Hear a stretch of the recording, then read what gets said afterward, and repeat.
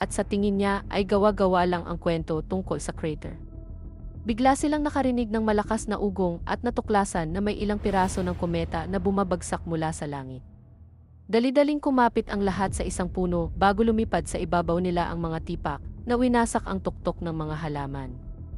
Napakalakas ng hangin na dulot nito, pero nagawa ng grupo na kumapit ng mahigpit para hindi matangay. Sinabi ni Obi na ang van na lang ang natitira sa kanya at tumakbo siya para subukang kunin ito. Ngunit nagsimulang bumagsak sa lupa ang mga tipak ng kometa at isa sa mga ito ang pumatay kay Obi, pati na rin ang pagkasira ng van. Nang matapos ang pag-ulan ng mga tipak, tinipon ni Amina at ng pamilya ang kanilang mga bag at lahat ng kapaki-pakinabang na gamit na makukuha nila mula sa van at ipinagpatuloy ang kanilang biyahe ng naglalakad. Sa wakas, nakarating sila sa London at kumatok sa pinto ng isang napakalaking gusali. May bumukas na butas at tinutukan sila ni Mackenzie ng baril, pero agad niya itong ibinaba nang makita niya ang kanyang mga dating kaibigan at pinapasok sila. Ipinakita niya sa kanila ang lugar at ibinunyag na ang gusaling ito ay isang retirement home, kaya lahat ng mga nakaligtas na nakatira rito ay mga matatanda. Ipinaliwanag ni Mackenzie na nagawa niyang isara ang bahaging ito at ang generator ang nagpapatakbo ng sistema ng pagsasala ng hangin. Nakapagpahinga ang grupo at nagsalo-salo sa kaunting pagkain at inumin para sa hapunan. Tinanong ni John ang tungkol sa crater at sinabi ni Mackenzie na narinig niya ang mga tsismis, pero hindi siya sigurado kung totoo ang mga iyon.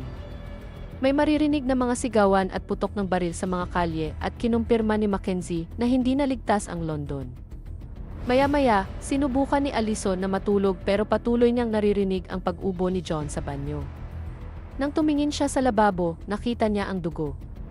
Sinubukan ni John na sabihing normal lang na pagdurugo ng ilong iyon, pero hindi siya pinaniwalaan ni Allison, kaya inamin ni John ang kanyang sikreto. Sinabi sa kanya ng isang doktor sa bunker na ang pagdurugo ay sintomas na may 8 linggo na lang siyang mabubuhay.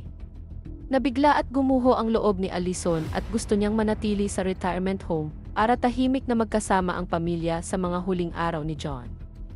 Pero tumanggi si John na doon mamatay at sa halip ay gusto niyang maghanap ng bagong tahanan para sa kanyang pamilya para makapamalam siya ng payapa. Kinabukasan, binigyan sila ni Mackenzie ng isa sa maraming inabandonang sasakyan mula sa retirement home at isang baril para ipagtanggol ang sarili. Matapos silang yakapin ni Mackenzie sa huling pagkakataon, umalis na sina Amina at ang pamilya. Makalipas ang ilang oras habang tinatahak nila ang kanayunan, napansin ni John na mukhang malungkot si Nathan at iminungkahi niyang maglaro sila ng mga road trip games. Biglang may isang bala na sumira sa bintana ng sasakyan at tumama kay Amina na agad nitong ikinamatay. May ilang lalaki sa mga palumpong na patuloy na nagpapaputok sa kanila. Maingat na iniiwasan ang makina dahil gusto nilang nakawin ang kotse. Agad na pumwesto si John sa likod ng sasakyan at gumanti ng putok. Isa-isang pinabagsak ang mga magnanakaw habang papalapit ang mga ito. Nang isa na lang ang natira, naubusan na ng bala si John, pero sa kabutihang palad may isa pang baril si Allison at nabaril niya ang huling lalaki bago pa sila masaktan. Matapos magdamayan sandali, naghukay ang pamilya ng butas at inilibing si Amina.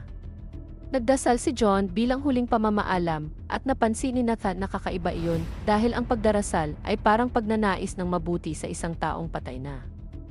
Makalipas ang ilang oras, nakarating ang pamilya sa isang malaking disyertong lugar at napagtanto nilang ito na ang natitira sa English Channel.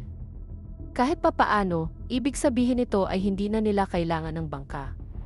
Habang nagpapatuloy ang biyahe, nakakita sila ng maraming barko at mga container sa lupa, kabilang ang isang buong Spanish galleon.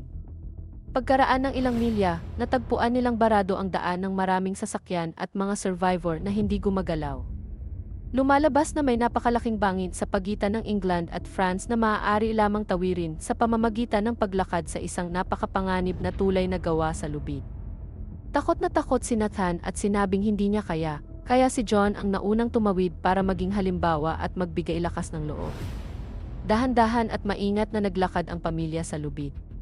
Nang umubo si John, muntik na siyang madulas pero agad din siyang nakabawi. Biglang humihip ang isang napakalakas na hangin at inalog ang tulay, kaya kinailangan nilang kumapit ng mas mahigpit para hindi mahulog. Sa kabutihang palad, agad ding tumigil ang hangin at nagpatuloy ang pamilya hanggang makarating sila sa isang batong pormasyon sa gitna ng bangin. Dalawang hagdan ang nag-uugnay sa batong pormasyon papunta sa kabilang panig ng kailaliman. Habang nagpapahinga sandali ang pamilya, may tumamang lindol sa lugar, pero sa kabutihang palad ay walang nahulog. Umakyat ang tatlo sa hagdan at nagsimulang gumapang, ngunit kinailangan nilang huminto at kumapit ng mahigpit nang muling tumama ang lindol.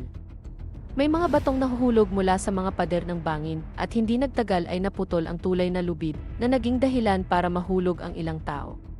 Sa kabilang hagdan, may isang lalaki na nakitang wala na ang tulay at tumalikod at sa proseso ay itinulak ang isa pang lalaki sa kailaliman. Nagsisimula ng dumulas ang hagdan na iyon kaya tumalon siya at bumagsak sa ibabaw ni Nathan bago pa tuluyang gumuho ang batong pormasyon, kaya nahulog din ang ikalawang hagdan at ilang tao. Hindi na nakapit ang desperadong lalaki at nadulas siya hanggang sa mamatay, pero nahawakan ni Nathan ang gilid ng hagdan at tinulungan siya ng kanyang mga magulang na makaakyat muli. Patuloy ding gumuho ang natitirang bahagi ng batong pormasyon, kaya nagmadali ang pamilya at sa wakas ay ligtas na nakarating sa France. Nagpatuloy na sila sa paglalakbay ng naglalakad. Ngunit kahit gaano pa sila maglakad, puro wasak at tigang na lupain lang ang nakikita nila. Bigla silang nakarinig ng putok ng baril at nakita si Dennis na nakatutok sa kanila ang baril. Ibinaling niya ito pababa nang mapagtantong hindi sila magnanakaw at inalok silang dalhin sa kanyang tahanan.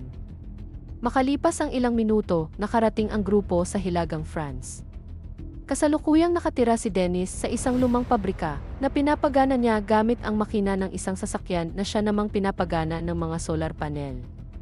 Ipinakilala niya sila sa kanyang anak na si Camille at sa kanyang asawa na hindi makapagsalita at naka-wheelchair dahil naapektuhan ng radyasyon ang kanyang nervous system. Habang kumakain, nalaman ni Dennis na sinusubukan ng pamilya ni John na makarating sa crater at binalaan niya sila na napakadelikado ng lugar. 2 lungsod na lang ang natitira at nag-aagawan ang mga tao para sa kontrol ng crater, kasama na ang mga natitirang bahagi ng hukbong Pranses. Dinala ni Camille si Nathan sa kanyang kwarto at ipinakita ang lahat ng coal na gamit na nakuha ni Dennis mula sa ibang mga gusali. Bilang kapalit, ipinakita ni Nathan sa kanya ang kanyang kumot na may mga bituin. Kinabukasan, binigyan ni Dennis si John ng isang mapa at itinuro ang hindi gaanong mapanganib na daan. Ibinahagi rin niya ang pangalan ng isang kaibigan sa hukbo at binigyan si John ng isang lumang litrato para mapatunayan nilang kilala nila ito na sana'y makatulong sa kanila. Biglang umiyak si Dennis habang hinihiling kay John na isama nila si Camille. Nais sana niyang siya mismo ang magdala kay Camille sa crater, pero kailangan niyang alagaan ang kanyang asawa. Nag-alinlangan si John pero pumayag si Alison. Pagkatapos, nagpaalam si Camille sa kanyang mga magulang ng mailuha at umalis kasama ang pamilya ni John sakay ng van ni Dennis. Makalipas ang ilang oras na biyahe, napansin ni Alison na masama ang timpla ng mga kabataan at nagpasya siyang huminto muna para magpahinga. Nagsimula si John ng larong Would You Rather at gumaan ang pakiramdam ng lahat. Biglang may lumitaw na ilang sasakyan sa kalsada at pinalibutan sila ng maraming sundalo. Binanggit ni Camille ang pangalan ng kaibigang sundalo ng kanyang ama at napapayag niya ang mga sundalo na tulungan silang makatawid sa lugar. Pagsapit ng gabi, nakarating ang grupo sa isang war zone kung saan nakikipaglaban ang hukbo sa mga rebelde. Ginabayan sila ng isang sundalo sa likod ng linya para makalusot sa gubat ng hindi napapansin. Kinailangan nilang huminto nang may sumabog malapit sa kanila, pero nagpatuloy din sila at tumawid sa isang bakod na may kawad para marating ang mas mapanganib na lugar. Ngayon, kinailangan nilang tumakbo ng buong bilis para makaiwas sa mga bala at pagsabog sa paligid. May mga sundalong namamatay sa iba't ibang lugar at nakita pa ng pamilya ang isang lalaking nasunog. Tinawagan ng kanilang gabay ang bunker para ipaalam na may dala siyang mga sibilyan at sinabi ng kanyang mga kasama na magpatuloy lang siya habang sila ang magbibigay ng cover. Nagpatuloy ang grupo at sa wakas ay narating ang mga trinsera, kung saan muntik nang bumagsak si John dahil sa tindi ng kanyang pag-ubo. Habang naglalakad sila sa trinsera, kinailangan ng pamilya na umiwas sa maraming katawan at makita ang mas marami pang sundalong tinatamaan ng bala. Sa huli, nakarating sila sa isang hagdan at pinadala sila ng kanilang gabay palabas papunta sa gubat. Sinasabing maglakad lang sila ng diretsyo hanggang sa makakita ng kampo. Kinaumagahan, sa wakas ay natagpuan ng grupo ang military settlement. Napansin ni Camille ang ilang bundok na wala roon dati at napagtanto ni John na malapit na sila sa crater. Nang tanungin nila ang isang sundalo tungkol sa kaibigan ni Dennis, nalaman nilang patay na ito. Ayaw tumulong ng ibang mga sundalo, kaya sinabi ni John na siya ay naghihingalo at gusto lang niyang protektahan ang kanyang pamilya. Naawa ang isang lalaki sa kanila at binigyan sila ng pwesto sa bus. Umalis ang pamilya ni John at ilang iba pang nakaligtas sakay ng bus na magdadala sa kanila sa crater. Ngunit naputol ang biyahe nang may sumabog sa kalsada. Biglang napalibutan ng mga rebelde ang bus, kaya may isang sundalo ang lumabas para lumaban, pero agad siyang napatumba. Pagkatapos, napatay din ng isang rebelde ang driver at pinababa ang lahat ng mga refugee sa bus. Pinababa ni John ang kanyang pamilya pero naiwan siya sa loob para salubungin ang isang rebelde at makipagbuno. May isa pang armadong lalaki na gustong tumulong sa kasama niya, pero tinamaan siya ng isang refugee sa ulo ng bato at nabagsak. Sa loob ng bus, 2 putok ng baril ang narinig. Lumabas si John na nanalo sa laban at may hawak na baril, pero ipinakita rin niyang siya ay tinamaan ng bala. Sumakay muli ang lahat sa bus at si Nathan ang nagdiin sa sugat ni John habang si Allison ang nagmaneho. Makalipas ang ilang sandali, nakarating sila sa tuktok ng bagong bundok at tinulungan ng pamilya si John na maglakad hanggang sa makita nila ang crater. Totoo pala ang mga balita, ang crater ay isang magandang lugar na may matabang lupa at walang kontaminasyon, perpekto para magsimulang muli. Sa sandaling iyon, bumagsak si John at pinalibutan siya ng kanyang pamilya para magpaalam sa huling pagkakataon bago siya pumanaw.